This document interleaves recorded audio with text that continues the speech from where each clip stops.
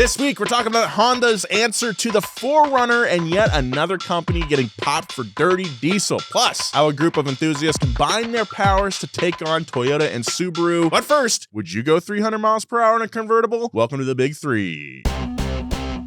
Absolutely not. Never. That's your answer? Yeah. Final answer? Dude, I don't even like convertibles. 300 miles per hour to me is like 200 miles per hour to most people. Welcome back to the Big Three, everybody. My name is Nolan Sykes. If this is your first time listening, welcome to the show. We roll out the news faster than Jake Paul's mini truck. That's right. Crew That's cut. what we do around here. Is that the name of the mini truck? Yeah, that's it's not really that mini. It's Pretty big. It's a crew cab. I think it was a GMC or Chevy It's like that was a modified Sierra, in the yeah. 90s. Yeah. They say it's one of the most photographed trucks of all time. I Really? think it was pretty sweet. I will say the fight was pretty underwhelming as expected, Not but the undercard. the undercard stuff was good. Yeah. But that truck was awesome. That was a great entrance, I thought. Heavy D sparks behind the wheel Yeah. at a staggering 1/4 mile per hour. Yeah. Well, down you know, there. it was like on a freaking plexiglass Mhm. stage. You know, I can't be. Yeah. It Tearing was up the also a track. dually, so Yeah. it was taking up the entire runway. Yeah. Pretty cool. Well, my name is Nolan Sykes. I already said that, but joined as always this week by Joe Weber What's up? Call your mom. and Max Maddox. What's Hey up, guys, it's me, Max from donutmedia.com. How we doing? Doing pretty Yeah. good. I watched most of the fight at Job's house. Me and Eddie were posted up there. And then I went back home and watched the fight there and was trying to explain to Chloe like the nuances of boxing the best I could. See, and like look, other stuff. Chloe, that's a right hook. See, Chloe, are you watching? you don't want to get that guy just got hit in the head. You don't want to get hit in the head. That's generally a bad thing. That's called a body No. shot. But man, that was like a terrible fight. That It was, was one really of the most bad. that was one of the Brutal, worst fights man. I've ever seen. And I'm not even trying to be hyperbolic or anything. Like that was, I mean, like it was really boring and bad and should not have happened. It Look at came all of like us. the first round. I was like, oh, okay, here it comes. And then it just went downhill Yeah, from there. Mike got gassed after that. But Yeah. you know, it was fun. I will say, like being on Netflix and already people having, I mean, Netflix being so popular as it is, like having a huge sporting event like that and everybody online's talking about it at the same time. Yeah. It was that was fun. I enjoyed that. The real winner was Netflix. I don't know. No, about not that, really, dude. No? Their stream was Yeah, awful. my stream kept going off. I had to like exit Netflix maybe every Yeah, 5 minutes. I had Luckily, my sound would cut off, and then Yeah. so I'd have to refresh it, and then it would just buffer for 5 Oh, minutes. big. Yeah. And now they're gonna have like The NFL Christmas games. Day games, right? Yeah, you better get your crap together. Yeah. So anyway, not car news. Like I mean, that was tangentially related. Well, Of you know, course. those guys won. Those guys made probably what $20 million each. Mike Tyson had a $20 million payout. Yeah. Jake Paul $40 million. Wow. Because he's a part owner of the promotion company that 40 put that whole thing together. Yeah. But you know, you could do a lot with that money, including buying this car in our first story. You guys see this? The roofless Bugatti Mistral just went 282 miles an hour. It's a top speed record for a roofless car. This thing's basically a Chiron with no roof and more aggressive styling. It's got a 1,578 horsepower quad turbo W16 under the hood, and it broke the record at the 7.64 mile oval track in Papenburg, Germany. That's a fast drop top. Yeah. I would never want to go that fast in a drop top. I could tell you that. No? No. Why I not? don't like to go 20 miles per hour in a drop top. I'm just not a convertible guy. But this is sick though. I think it's crazy anyone ever went this fast in a car that you could just fly out of at any time. I don't know. You're just gonna get I don't sucked know out? if Yeah. That's how convertibles That's work, how dude. convertibles work. You drive fast enough, you just get sucked out That's of why there. the seatbelt's there to keep you from getting. Yeah, I mean, I've been in convertibles where like I'm floating above the seat. If it wasn't for that seatbelt, I'm just or the steering wheel holding on there, I'd be Just sucked out of that thing. Yeah, because of all the wind that comes in and pushes you Yeah, up. we Dude, that sucking did me up. happen when I did my ride along in the Indy car, the double seater Indy car. Uh-huh. My head was sticking out. It was not calibrated for someone of my height, but my head was sticking out maybe this far from the top, and it was pulling the helmet off of Mhm. my head. And I was like, I felt like it was just like pulling me up. That's it was why really crazy. That's why open seat, like F1 drivers, they have pretty much like aero elements on their Yeah. helmet. It's because the air is getting underneath your chin, Little area, canards. and it'll Whoa. start like pulling it up. So they have it. Yeah, those little canards like push the helmet down on your head. I don't think it was from like suction. It was from the air coming No, up I know. under there. Yeah, it was like a negative. Yeah. Whatever. I'm not an air physicist. I ain't no air physicist. Speaking of air physics, I think we see this record 280 miles per hour at the top down, and I think we're thinking about all this wind blowing in the cabin and just being ridiculous. But I think they probably engineer it so that the wind is flowing over the car and it's really not that intrusive. I would have to imagine. I think so. Yeah, but it is like, so there's a negative wind pressure that, like a cyclone effect that happens, and that's what you're talking about. There's probably some aero to mitigate that, but imagine just being in that car. There's still going to be somewhat of a cyclone effect. Yeah. Pretty gnarly. Yeah, this is gnarly. Make sure you're wearing a hat, because otherwise your hair's gonna get messed up. You might want to turn it backwards too, so the wind doesn't catch it and blow it off. That's a no-brainer. Nolan, what's the fastest you've been in a convertible? I haven't driven too many convertibles. I want to say probably 100. My uncle had a E46 330 Ci convertible. And you used to have the same car. I did, and Nolan drove it once, and he was like, "Oh man, this is taking me back." Yeah, was yours a manual? Yeah, that's cool. I love it. Dude. It was a great car, and that was like one of the first cars that I rode in where I was like, I like driving fast. And I was like 10 years old when my uncle got it, and he would love to take me and my cousins and just he's like, no shit, drive like an asshole. It was great. Really fun car. But yeah, I don't think that was probably the fastest in a convertible. Oh wait, no. You and I. Oh, we did go really fast in Mexico. Yeah, we broke some traffic laws for sure. In a AMG GT Black Edition. Yeah. It might have been a Metallica edition or something, or maybe Metallica was giving it away. Yeah, that was the campaign. Matte Black. Was this like an Omaze car or something? Yeah, this was a couple years ago. Twin turbo V8. We're just like hauling it in. We were speeding.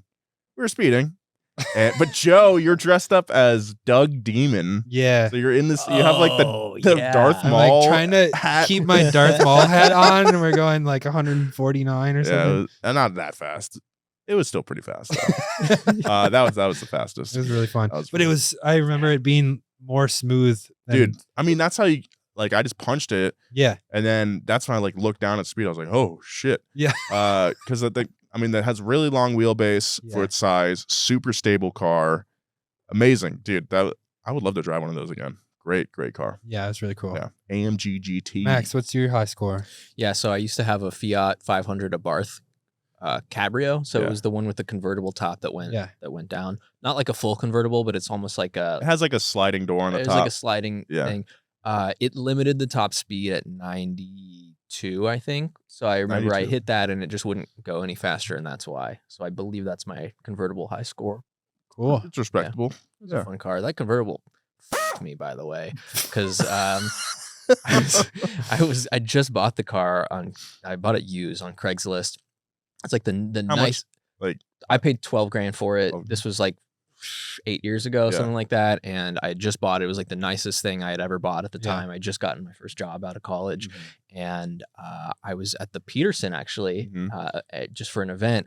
And I had the top down and I went to put it back up. And it just made this horrible noise. Like something snapped and the top wouldn't go back up. So I was like, oh, that's not good. So I took it to the Fiat dealership, and I had bought this from a private party, so it wasn't under dealer warranty. And the guy's like, yeah, I'm going to be honest with you, man. Like, this is pretty bad. This is going to be a $7,000 repair. And my car was 2 weeks out of warranty. What? Oh, no. For a rag top? For a rag top, because there's $7,000? There's a tiny piece of plastic if it's not lubricated, it'll just get brittle and crack. Meaning every single one of these convertibles will break at some point because of this plastic piece. And when that plastic piece breaks, the whole mechanism just self-destructs, and there's nothing you can do. You have to replace the entire thing. Oh my God. And so I had to like fight with Fiat, and they were actually kind enough to goodwill the warranty for me, and they took care of it, which was really, really cool. But I would have had to sell the car otherwise. Yeah. Jeez. Yeah. And you did sell it to a guy who didn't know how to drive stick. Correct. Yeah, that is true. He called me like 10 minutes after I sold him the car. And he's like, hey, dude, car won't start. I'm on this hill. I stalled it. I'm like, you didn't know you had to put the clutch in and start the car. So anyway, hope he's doing all right. Yep. That's actually Jake Paul. Yeah. Big thank you to our sponsor this week, Yamaha. Guys, life is an adventure, and it's time to let more people in on the fun and share the journey. Introducing Yamaha's latest terrain-conquering side-by-side that combines class-leading power with maximum comfort and versatility. The all-new Wolverine R-Max 4 1000 has ample room for 4 adult passengers. They better, 4 of me in there, that's a lot of room. Plus, plenty of cargo space so you can tackle new terrain. Expand your horizons and go further than ever before. Side-by-sides are pretty much roller coasters that you control. These things are super fun. If you've never ridden in a side-by-side or driven one, get down to your Yamaha dealer, go for a little test drive if possible. You won't regret it. Experience its capability at YamahaMotorsports.com and see your local dealer today. Always protect the environment and wear your seatbelt, helmet, eye protection, and protective clothing. Read the owner's manual and product warning labels before operation. A group of Toyota 86 and Subaru BRZ owners have filed a class action lawsuit against both automakers. The basis of the lawsuit is that both companies willingly sold cars with an engine they knew had a high risk of low oil pressure and eventual oil starvation. So during our high-low Subaru season, we ran into a lot of different engine issues. Yes, not our. It was rough. We went through 7 Boxer engines through the course of the production of that season. So what may be the cause of these issues is that these engines use RTV silicone gasket maker extensively, which weakens with high heat. Customers say that this is one of the primary reasons the engines fail, but Subaru denies it. This exact issue has affected Tristan's FRS that we have in the garage right now. He tore apart the oil pan when we bought the car. It's just kind of routine maintenance. And one of the things that they tell you to look for with these FRSs and Boxer engines in particular, there's an oil pickup tube, which is really narrow. And this RTV applied at the factory was apparently applied too liberally by the engineers there, or by the factory workers. And so it will actually glob up and then make its way into the oil pickup tube and get stuck. Yeah. And so it was a pretty low risk. And we were just looking to look. And sure enough, the thing was filled with this stuff. There's all these little strands of RTV that were just stuck in the oil pickup tube. If he didn't check that preemptively, we're going to be driving it one day. That thing would just run out of oil and blow up. Yeah. Dang. Yeah. That could happen even in your own builds. You know, we did that with low car the first time around, low Z rather, during the turbo days. You know, we put some RTV on the oil pan, put it back up, and then we were having some issues with oiling, and sure enough, our pickup tube also had little bits of RTV in it. So, like, this can happen to you as well if you're regularly doing that sort of thing on your oil pan. It's just crazy that it's happening at such a high level here. I was also told, we heard that mostly the later model cars were affected by this. His is a 2013, I think, one of the first years of the FRS, and it was also affected. So it seems like this is an issue that can affect nearly, 10 years of cars. So this lawsuit covers both the 2-liter and the 2.4-liter Boxer engines, basically every version of these cars ever made. The lawsuit also alleges that dealers have refused to replace the defective engines. So for a brand most known for its reliable cars, things are not looking too great for Toyota right now. Just in the last 5 months or so, they've recalled a ton of cars for a variety of reasons. You got more benign reasons like inaccurate stickers in the door jambs. That's 33,500 vehicles. Power brake assist failure, 42,000 vehicles. There's also 102,000 Toyota Tundras and Lexus LXs recalled for, quote, potential engine failure. That's been a really big one. There was they didn't do quite there are a lot of burrs in cooling ports and stuff like that. They weren't deburred properly. So you got metal flakes flowing through the engine, causing potential catastrophic failure. That's been a really big deal. That's the son of a machinist right there. You can tell. It's got to be proud. Gotta go through there, man. No, that's that one's a really big deal. Which also the timing's really bad because I feel like Toyota, 10 years ago, they were that was not their lowest, but in the past 10 years, like that was when they realized that they were kind of a boring brand. Yeah, there was that famous quote by Toyota himself that was like, "No more boring cars."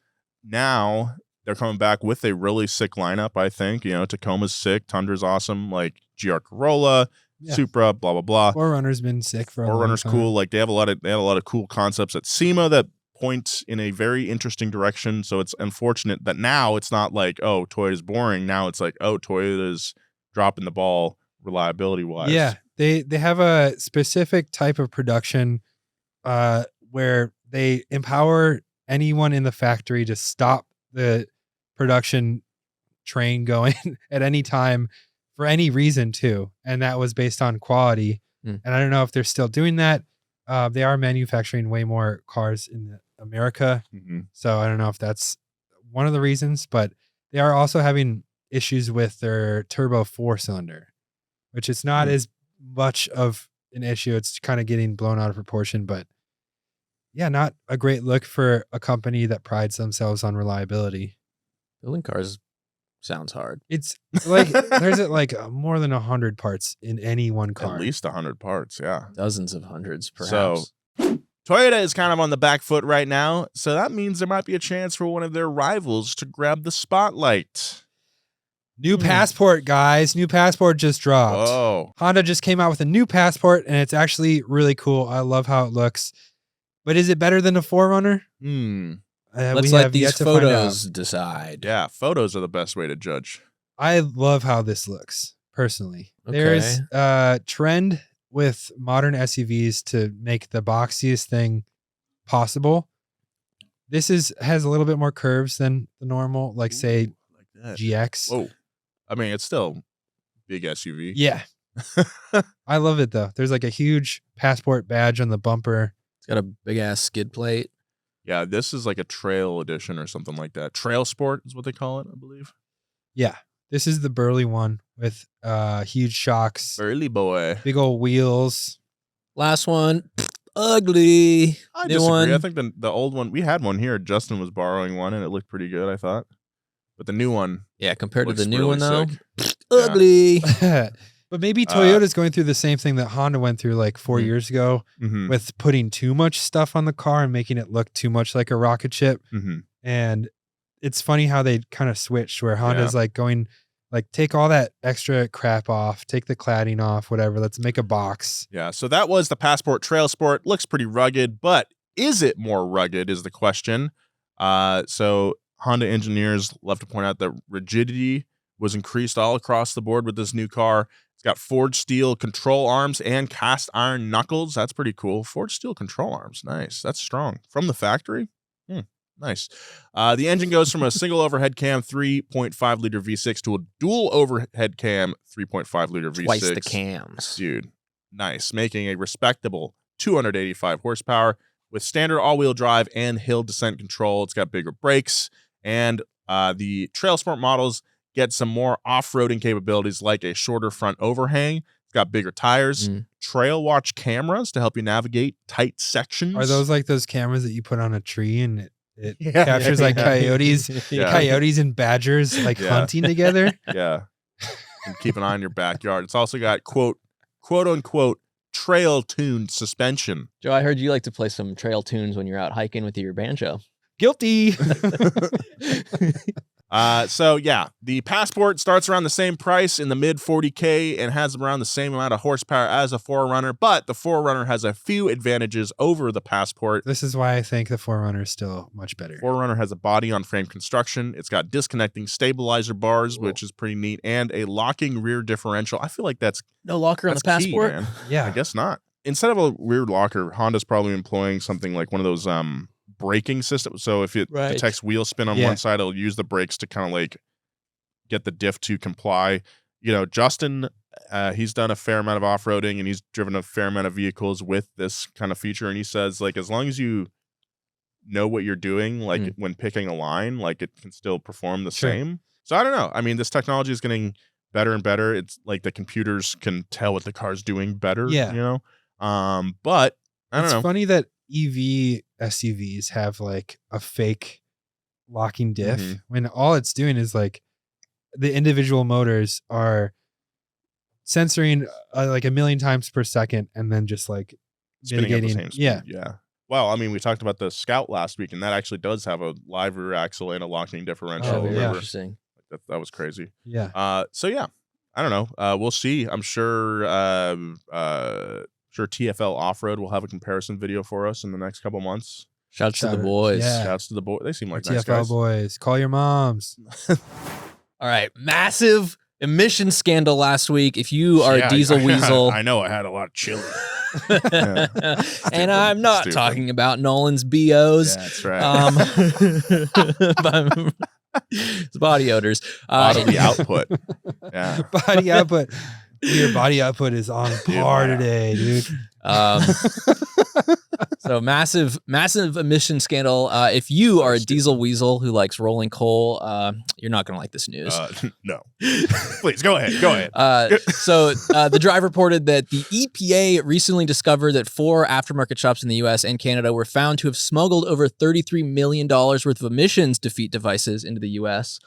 Devices designed to defeat emissions. And the story is even crazier than it sounds. It's really stupid is what it is. So several of the parties involved spoke openly via email about the scheme. One email read, "We have lots of ways we can get stuff across the border. I'll give you a call later. I just need you to be complacent.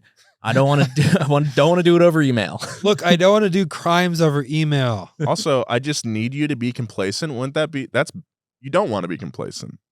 Maybe that's it. I need you to not be complacent. He's basically telling the other guy to say, like, chill, dude. Keep it on the DL. Let me handle it. Be complacent, as in like just sort of let it happen. Complicit. I don't know what he meant to say. I think need you to be complacent means like, yeah, I need you to not think about this. Yes. But that's what he's doing. That's stupid though. Whoa. So it is stupid, Nolan. And Okay, the EPA caught you're wind of right. the scheme and actually warned the shop owners that it was illegal. And apparently the owner thought that the solution was to just start a new business, which would then solve his problems. So he sent an email to his Canadian partners saying, "In June, I'm winding down this legal entity and starting up another one. Feels like I'm on borrowed time with the EPA." Oh my God. I love to use like the real legal terminology in my emails about my illegal activity. Don't want to do this over email, though. No crimes over email. So he opened up a new business in the Cayman Islands called DFP Delete Shop Incorporated. What are you doing, man? And between 2017 and 2023, these guys made over $74 million. Wow. $74 million Selling these devices. Yeah. That's like every truck on the road in the U.S. That's insane. uses one of these devices. That's insane. $74 million. Wow. They've been indicted after an investigation by the EPA, the FBI, and the IRS. Penalties haven't even been disclosed yet. Well, you know they're going to get pardoned next year. So yeah, they're actually being promoted to head of the EPA. Yeah. Of the Doge division of our government. Damn. Yeah, that is the dumbest. It's just so stupid. Yeah. Also, we're moving our business to the Cayman Islands. I've read the firm. That means we're in the clear. The brazen attitude, the hubris. Yeah, it's insane. Don't worry. I checked the comment section of Legal Eagle. We're in the good. We're in the clear, dude. We got this. Where did all the parts come from? Are they Canadian parts? They're made in Canada, and then they shipped them over here. These Canadians, man. So can they get away with using these in Canada then? I don't think so. No. I think they have their own stuff going on too. up there. Yeah. The whole point of the device is to like trick your car into putting out numbers that are not real. So it's not the whole, like, it's probably illegal wherever they're making them because they're making them. You know? Have you guys ever rolled coal? No. Well, maybe not me personally, but my buddy, he's super into diesel. He's got a sick truck that he had tuned to like 1,000 foot-pounds of torque. Yeah, Cool. Probably rolled some coal. You guys ever just like go by a bunch of bicyclists and like roll coal just on roll their coal asses? on You know what I'm saying? No. They're all like, Oh, I can't breathe. Oh, I'm at higher risk for asthma. Yeah. Actually, I don't know if you guys have seen, there's this TikTok trend where young men will stick their entire heads into the tailpipes of diesel trucks. I saw that, dude. And they'll let the truck roll coal on their faces. I saw that. What? It's like there's multiple people doing it. It's not just one kid. There's It's like people at car crazy. shows, and this one kid will be like, "Yeah, I got 10 trucks rolled coal on me today," What? and he's got full on blackface from coal my being rolled in God. his face. Yo, you want to roll on me real quick? That's crazy. Dude, Roll on me, bro. Please roll on me. I feel so bad for these kids who had to finish high school in quarantine. I just feel like that the consequences have been many. This is the Tide Pod group. Tide Pod generation. Look, I don't want to be like an old man or anything, but that's pretty pretty stupid to do really that. I think stupid. the opening scene of Midsummer. Yeah. The tubes with going the into the tubes house. going from the exhaust pipe. I think about that It's all the time. Like that kid would watch that, be like, "Oh yeah, let's do that." Yeah. Like it's so stupid. I don't have tubes, so I'm just gonna stick. I'm just gonna put my in. face right in it. Like, look, it's hard. It's hard to have an optimistic outlook these days, but we don't need to be putting our face into the exhaust pipe. It's like also that. hard to be a young boy and you want to be crazy, stand out from your crazy friends. Yeah, and you do a bunch of dumb stuff. And that's not a new thing. Yeah, that's not a new thing. But now, like with social media and TikTok and like clout attached to everything, The bar's higher. the bar's higher. You got to do some crazy shit to get attention, which I guess includes smuggling $74 million worth of defeat devices into the U.S. Oh, you think they did that for? No, I don't. Think that, no, They did it for the I'm just saying, Vine. like the guys, putting your face on that exhaust pipe. I got to see video of this. Okay, so here's the video of the intentional coal rolling. Oh my god, dude.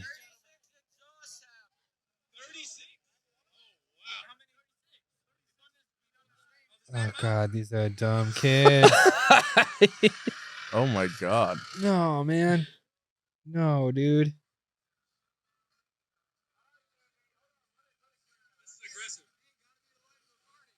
Hey, you gotta be alive and party. Yeah, This is man. exactly who I thought.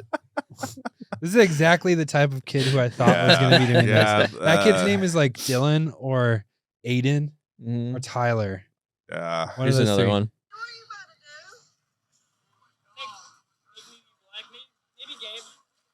Make me be black?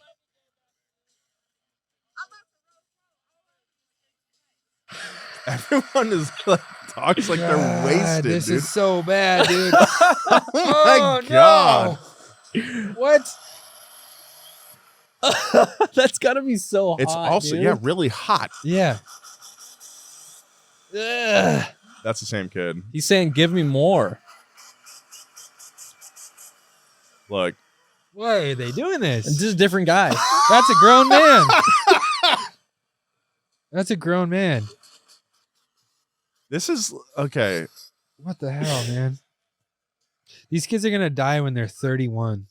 I'm about to roll coal But I all don't over think this it'll kid's be because face. of this. I think it'll be something else, dude. They're gonna be like, I'm gonna jump my Duramax off the Grand Canyon. Yeah, I took my side by side over the creek. Yeah, they, You know, you see Look. those guys that are like 120 years old, and they're like, "What's your secret?" It's like, "Just drink They're red just wine and cigarette every day." they're just boring.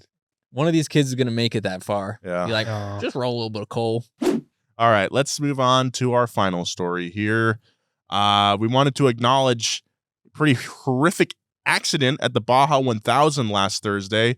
So during tech inspection, trophy trucks were in a slow roll inspection line before beginning the event. One driver was showing off by revving his engine. The truck leapt forward into another truck in front of it. And unfortunately, there were 2 spectators between the trucks who were killed. Several more people were hurt. Jeez, The driver was arrested and the truck was seized. They were not allowed to participate in the event.